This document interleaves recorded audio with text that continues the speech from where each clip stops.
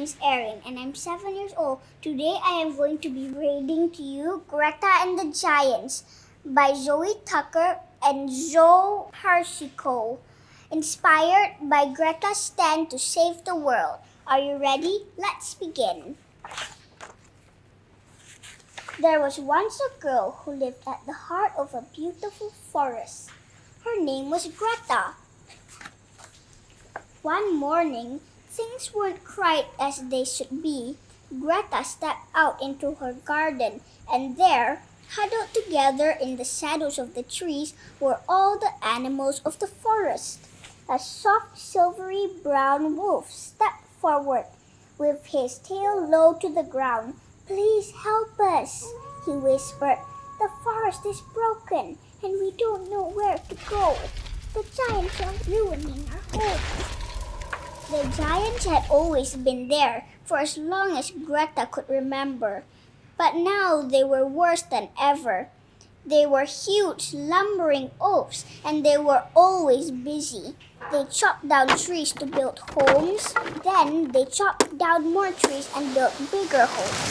The houses grew into towns, and the towns grew into cities. They built factories and shops and cars and planes. They worked all day and all night until eventually there was hardly any forest left.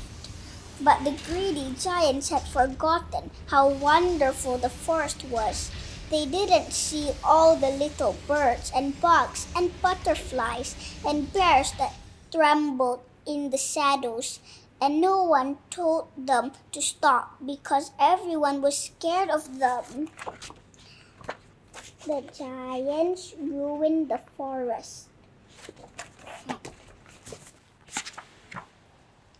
Everyone except Greta. "Will you help us?" asked the wolf. Greta looked around. The animals looked tired and sad. She had to help them, but how? Then Greta had an idea. The next morning, Greta went in the middle of the forest and waited for the giants to come. She stood alone, holding a big sign. The sign said, "Stop." She waited and waited. On the first day, the giants didn't see her and lumbered on by, and on the second and third too. But on the first day, something strange happened.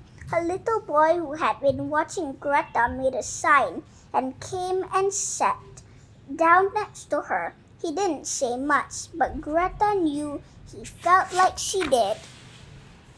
Soon, more people and animals saw what they were doing and joined in too.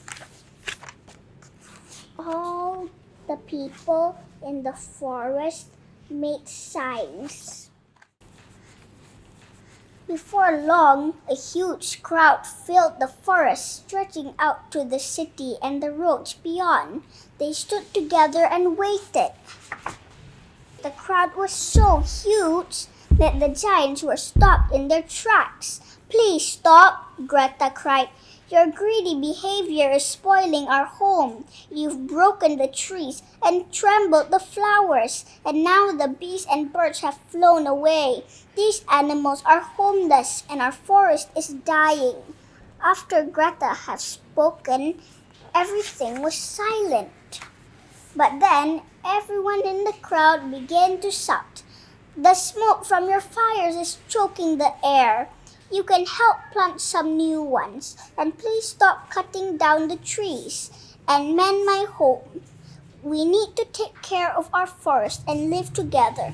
Will you please try?" they all said.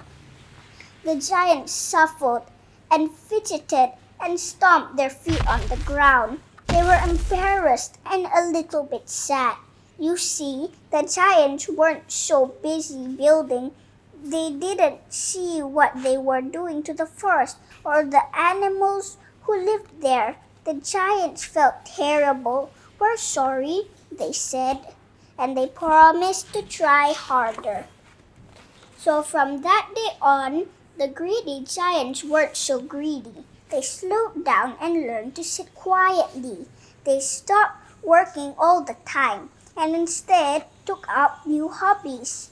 They stopped chopping down trees and learned about gardening and living in the forest. They cooked, repaired, tidied, and shared, and before long, the forest became more beautiful than they could have ever imagined. The end.